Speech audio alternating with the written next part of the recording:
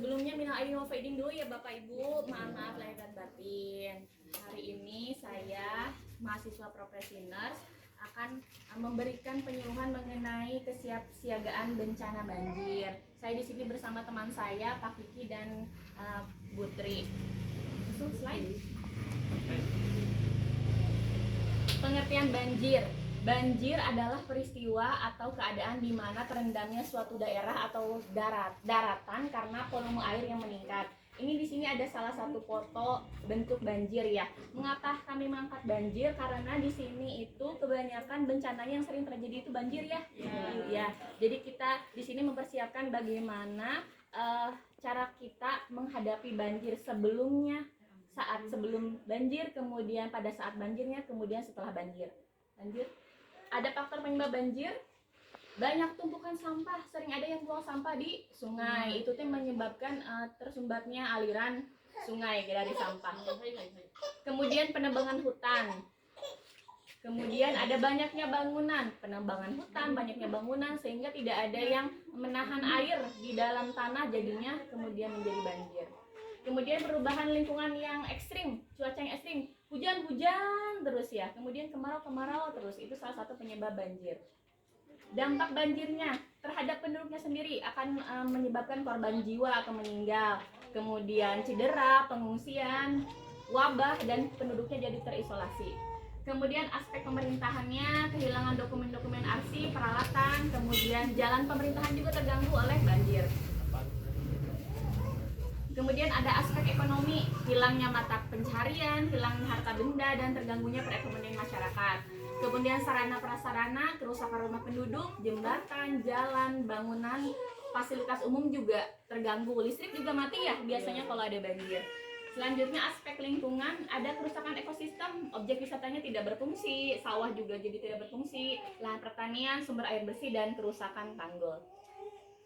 Apa itu kesiapsiagaan? Kesiapsiagaan itu menurut Undang-Undang Nomor 24 Tahun 2007 merupakan rangkaian kegiatan yang dilakukan untuk mengantisipasi bencana melalui pengorganisasian serta melalui langkah yang tepat guna berdaya guna.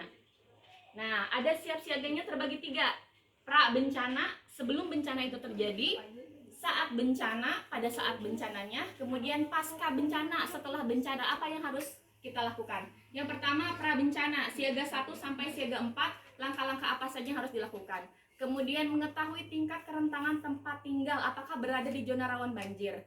Kemudian yang ketiga, mengetahui saluran atau aliran air kemana arusnya. Yang keempat, melakukan persiapan untuk evakuasi. Persiapan evakuasi, memahami rute evakuasi ke daerah yang lebih tinggi, membicarakan dengan anggota keluarga tentang ancaman banjir, merencanakan tempat pertemuan apabila anggota keluarga terpencar, menyimpan atau membawa dokumen penting ke tempat yang lebih aman, mematikan panel listrik, membuat persiapan untuk hidup mandiri selama kurang 3 hari dengan membawa tas siaga bencana. Kemudian penyediaan makanan dan minuman. Di sini boleh tahu sudah ada perencanaan sistem alarm jika ada bencana, nggak ada banjir gitu. Misalkan saya dengar dari Bu Rindin ya, kalau ada bencana di sini pakai pengeras suara, dikasih tahu kan ke masyarakat di masjid ya, atau sudah ada alarm? Belum ya. Nah, nanti mungkin bisa diajukan ke kelurahan, harus ada pelatihan dulu dari BNPB, itu penanggulangan bencana. Jadi ada sistem alarm yang bunyi jika ada bencana, itu otomatis bunyi. Kemudian kita berkumpul, ada yang namanya titik kumpul. Titik kumpul itu jika bencana datang, kita berkumpul di mana? Ada kesepakatan belum sampai situ, Bu? Bapak belum ya. Nah, itu harus kita sama-sama perhatikan lagi ya. Jadi nanti teh istilahnya pada saat bencana kita udah siap apa yang harus dilakukan. Oh, kalau dengar alarm ini, kemudian kita harus berkumpul di mana? Di titik kumpul di situ gitu. Misalkan di daerah yang lebih tinggi, misalkan di depan warung yang dekat Bu Ibah ya, di situ. Jadikan titik kumpul, berarti setiap warga yang terkena bencana semuanya berkumpul di situ, di titik kumpul itu gitu. Lanjut, kemudian saat bencana, apabila banjir terjadi, maka simaklah informasi. Jadi semua media harus didengarkan, harus dibaca. Kemudian terjadi banjir, segera melakukan evakuasi ke tempat lebih tinggi.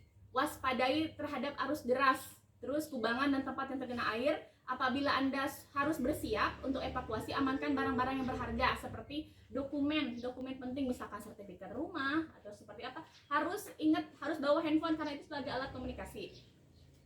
Kemudian matikan semua jaringan listrik apabila ada instruksi dari pihak yang berwenang. Jangan menyentuh peralatan yang bermuatan listrik.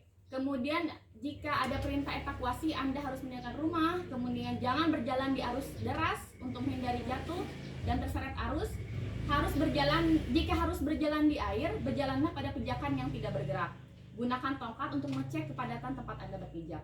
Selanjutnya, setelah banjir, tindakan yang harus dilakukan ketika bencana sudah terjadi meliputi: yang pertama, hindari air banjir karena kemungkinan kontaminasi zat-zat berbahaya dan ancaman kesetrum. Jadi setelah banjir itu kan masih ada genangan.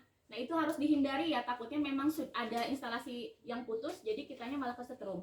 Kemudian hindari air bergerak, hindari area yang airnya baru saja surut, kemudian hindari lokasi yang masih terkena bencana. Kembali ke rumah sesuai dengan perintah dari pihak berwenang. Kemudian hati-hati saat memasuki gedung karena ancaman kerusakan yang tidak terlihat seperti pada pondasi. Selanjutnya, perhatikan kesehatan dan keselamatan keluarga dengan mencuci tangan menggunakan air bersih dan sabun. Karena pada saat setelah bencana itu akan banyak sekali penyakit ya. Misalkan DBD karena genangan, kemudian diare mencret yaitu. Jadi harus diperhatikan, kita harus tetap cuci tangan, menjaga kebersihan kita. Buang makanan yang terkontaminasi air banjir, kemudian dengarkan informasi mengenai fasilitas perawatan kesehatan, bersihkan tempat tinggal dan lingkungan rumah dari sisa-sisa kotoran setelah banjir, kemudian lakukan pemberantasan sarang nyamuk, kemudian terlibat dalam perbaikan saluran air di sungai sekitar. Demikian itu pembahasan tentang bencana banjirnya. Selanjutnya akan ada pembahasan tentang persiapan kita sebelum menghadapi banjir. Ada namanya tas bencana yang akan disampaikan oleh Pak Kiki. Dipersilahkan.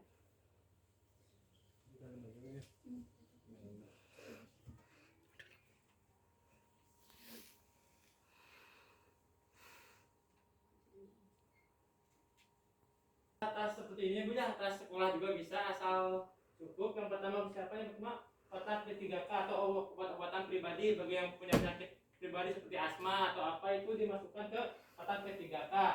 Yang ketiga bisa masker atau hand sanitizer dan sarung tangan. Yang ketiga makanan ringan dan minuman. Yang ketiga ada handphone dan charger. Terus ada dokumen pribadi seperti jasa, surat tanah, pokoknya yang dokumen pribadi. Ada pakaian lengkap. Untuk yang punya bayi bisa misalkan pakaian lengkap bayi seperti minyak telon atau pampers apa yang buat bayi. Itu ada senter. Nah ini senternya gunanya untuk apa? Kan biasanya kalau banjir itu listrik semuanya dimatikan ya. Nah itu memudahkan untuk kita evakuasi dalam kegelapan. Selanjutnya ada fluid. Ini fluid untuk apa? Biasanya untuk mengumpulkan orang-orang di titik kumpul. Selanjutnya ya ada radio portable. Biasanya radio portable ini digunakan untuk mencari informasi apabila saluran internet atau TV terputus ya. Nah dari semua ini harus dipersiapkan sebelum banjir. Misalnya di daerah ini kalau musim hujan biasanya suka banjir. Nah jadi sebelum musim hujan tas ini harus sudah disiapkan. Karena ketika ada banjir langsung dipakai dan langsung lari evakuasi Bu ya. Nah untuk selanjutnya mungkin kita lihat videonya terlebih dahulu ya, kalau lebih jelasnya.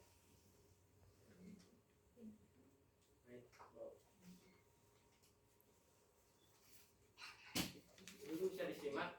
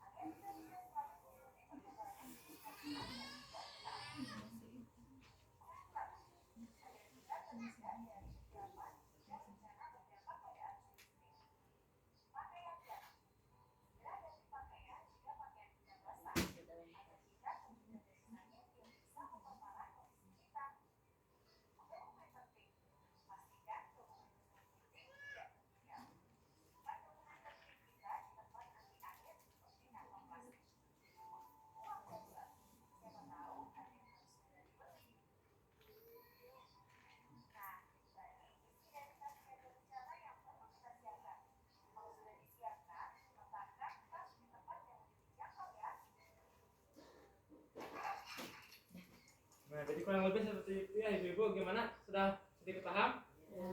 Baik, selanjutnya nanti akan dilanjutkan oleh Ibu Tri ya untuk evakuasi.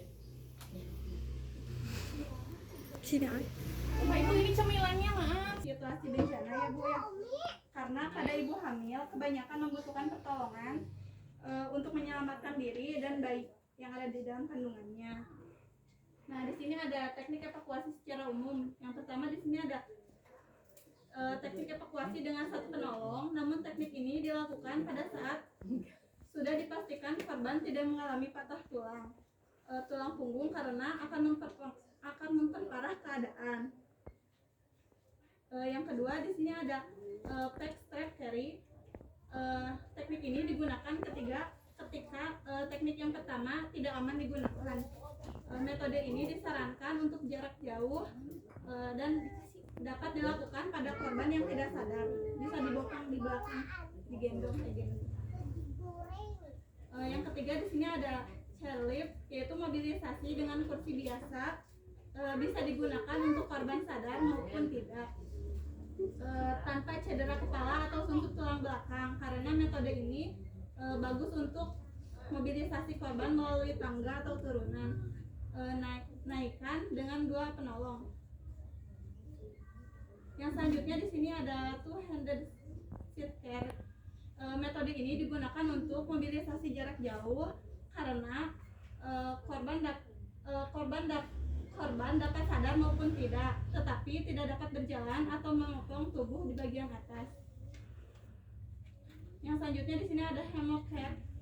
Metode ini digunakan untuk 3 penolong atau lebih. Anggota yang paling kuat berada di sisi dengan jumlah penolong yang paling sedikit jika jumlah ganjil. Bisa dilihat ya Bu yang untuk gambarnya di pinggirnya. Yang selanjutnya di sini ada pada kasus cedera sumsum tulang belakang digunakan teknik toggle dengan tujuan memindahkan korban tanpa menggerakkan posisi leher dan badan harus garis. Amankan leher dengan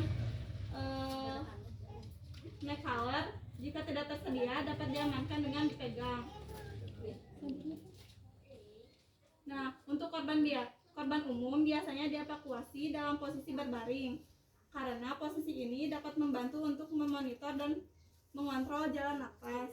Namun pada ibu hamil justru dapat menimbulkan aliran uterus berkurang dan tekanan darah di dalam ekstremitas bawah sehingga mempengaruhi curah jantung ibu. Nah, pada korban hamil dengan gangguan punggung tidak dapat dievakuasi dengan posisi miring, melainkan dengan cara berikut. Uterus ditekan di arah kiri ke kanan korban, walaupun tidak efektif untuk memulihkan aliran darah jantung yang normal bagi korban maupun janin. Biasanya ini digunakan oleh petugas yang ada di puskesmas ibu ya. Baik ibu, jadi kesimpulannya evakuasi paling tepat untuk ibu hamil yaitu posisi miring dengan lutut dilipat. Jika tidak terdapat cedera punggung, lakukan usaha agar aliran darahnya baik ya Bu ya. Jadi tidak ada cedera yang perlu diwaspadai adalah dapat terjadi pendarahan, shock, DIC dan eklamsi. Pemulihan gizi dan psikis ibu hamil juga sangat penting untuk mencegah hal-hal yang tidak diinginkan pada ibu maupun janin. Selanjutnya akan dilanjut oleh Ibu Mari. Ayo.